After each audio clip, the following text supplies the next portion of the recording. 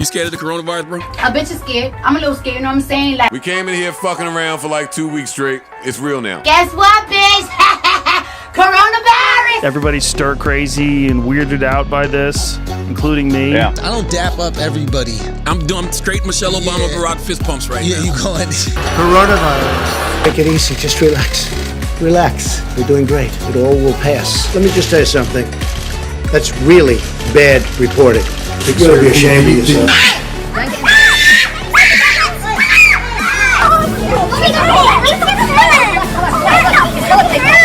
just want one pack. Hello, boys. Find everything you need? Yep, all set. Okay, let's see here. Toilet paper? Toilet paper? Toilet paper? Toilet paper? Toilet paper? What the fuck is up with COVID-19? What's going on, y'all? It's your boy Bugzy Lavoe. Thank you guys for tuning in to Fuck Us Up with COVID-19, the only show where we make sure you're sound, safe, and sanitized. Today's guest is Robbie Castellon from the mental health industry. Real quick, Robbie, just kind of brief rundown of who you are and what you do. Yeah, so my name is Robbie. So I'm a licensed clinical social worker, a clinician, aka a therapist. So I usually do mental health with teens and adults is my specialty, and definitely involved in the mental health industry where we do therapy, counseling, coaching. Okay, so first things first, man, is how are you holding up personally in these times? I'm doing pretty good, man. I think we all are adjusting and adapting to this new reality. So I know that kind of dealing with some anxiety at times, but trying to just kind of adapt to and adjust to what's going on, whether that's with my work or my family. But for the most part, I'm doing all right, man. Doing all right. So what exactly, like, you know, is your normal work day? Or what was it before COVID-19? Like, what were you doing exactly? So before COVID-19, I had my full-time job, and then I have my private practice part-time. So I'm involved in a group private practice that's where I kind of see all my mental health clients, do all my therapies. But at my full-time, I was doing evaluations for DCF children, which is DCF, not sure it's in Florida, but the Department of Children and Families, Child Protective Services. So I was doing evaluations for them. So my normal day would be, I would go to my job, which is the clinic. I would do evaluations for the children, and then I would go to my full-time private practice and work till about 9 o'clock at night, just seeing clients. How has that all changed now that we have to practice social distancing and just everything is more like, you know, because I can imagine you have to meet with clients and stuff. So now how are things different? Oh, for sure. It's different because it's all gone virtual. Mm-hmm. You know, so before all the therapy with the clients would be face to face, and now it's evolved to everything virtual. Whether it's FaceTiming, Zooming, whether it's phone calls, everything has gone to that platform of virtual therapy, basically. So now through virtual therapy, is that something that, you know, because me and you were talking previously off camera, and you were kind of trying to explain to me how before that virtual therapy wasn't covered by the insurance, but now they're trying to make changes, correct? Yeah. So that's a big thing. Where before our struggle as therapists was advocating for virtual therapy, online therapy, Zoom, Skype, you know, FaceTime. But it wasn't covered by the insurance companies. Now you could have done it. You could have done it like through the back end of like life coaching. You could have done it through your own personal life coaching, but that's monetary, where it was private, cash to cash, or whatever you wanted to do it by. But in terms of a lot of us therapists, we deal with insurance companies. So if you have state insurance, if you have, you know, Cigna, Aetna, Anthem, you know, we usually deal with those insurance companies, and those insurance companies are what pays for the therapy of the clients. Mm-hmm. And they were leaning towards it, but it was nothing like they wasn't accepting it right away at the moment. So do you think moving forward, when all this is over, do you think that's going to be more normal for virtual therapy?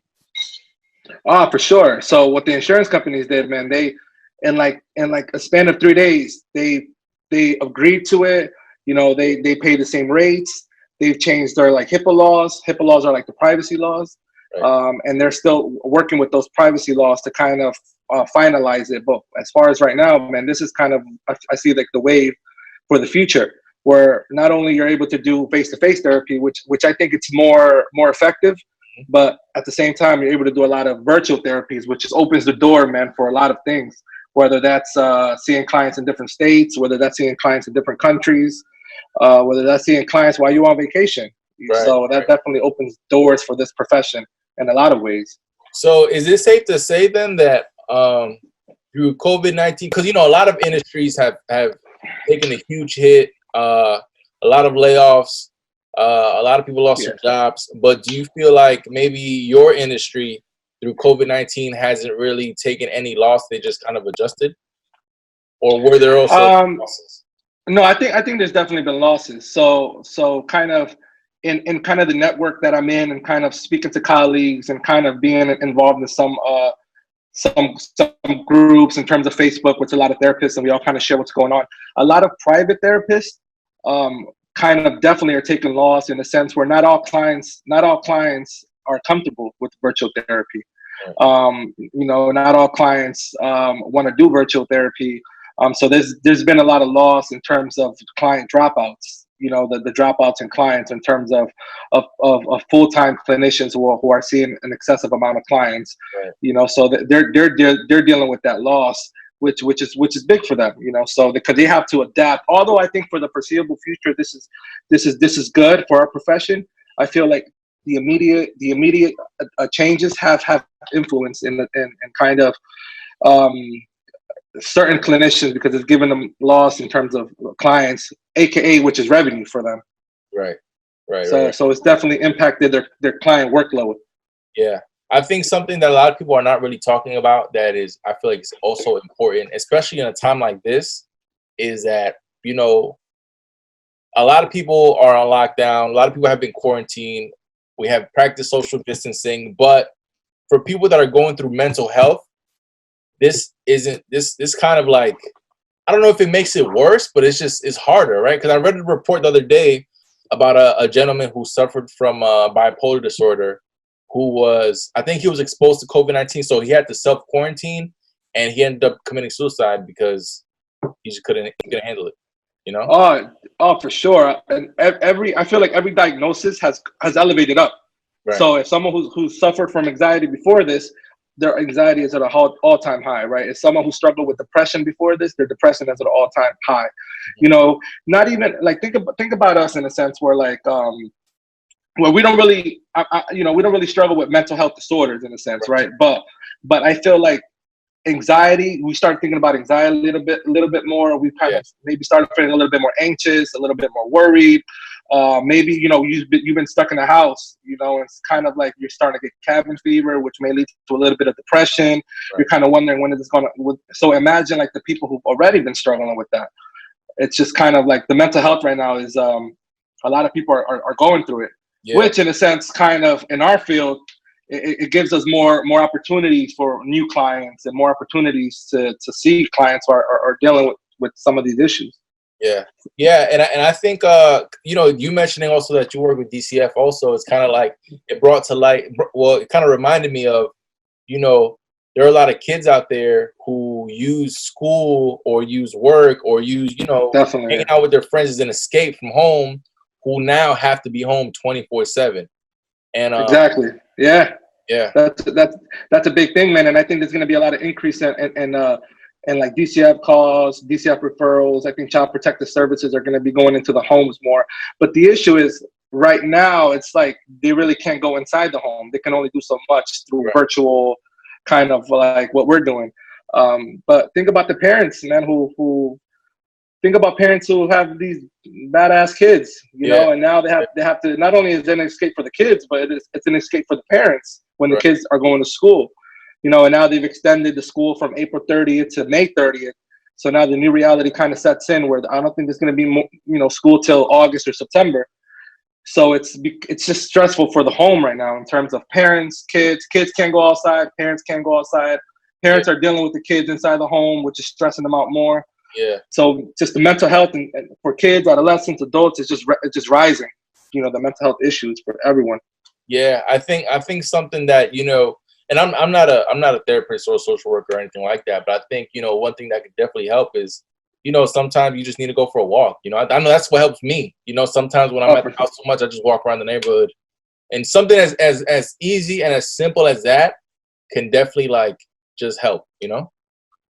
Yeah, the little things, right? The little things that we didn't think about before.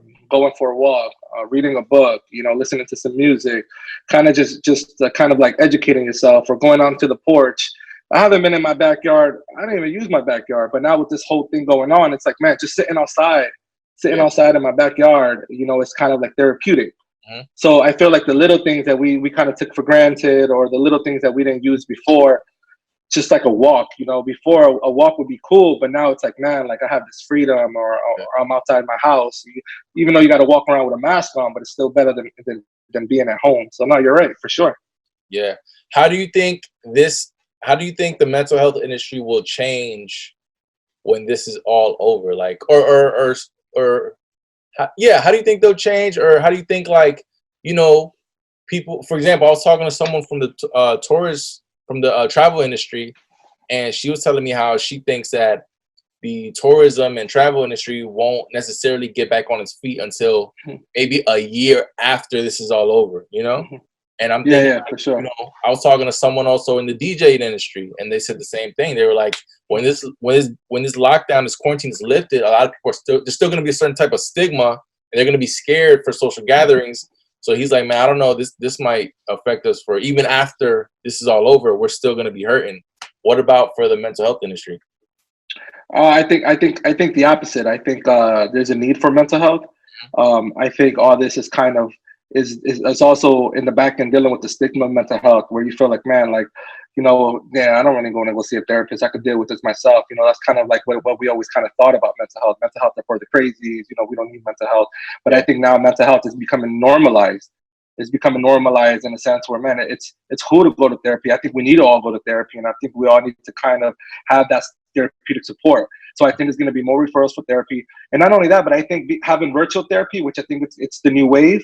You know, you don't have to go out your house necessarily. So if you still have that fear of going out, which is kind of the fears with tourism, or going back to DJing and kind of having that party setting, which is a lot of fear of people. And I think that's why, like they said, it's going to take a while for that to come back where it was. But I think in terms of therapy, you can do it virtually. So I think there's going to be more increases in referrals, and more people wanting to go get therapy.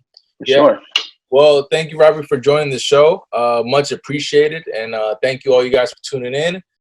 This is Bugzy Lavoe. Thank you for tuning in. Make sure you stay safe, sound, and sanitized.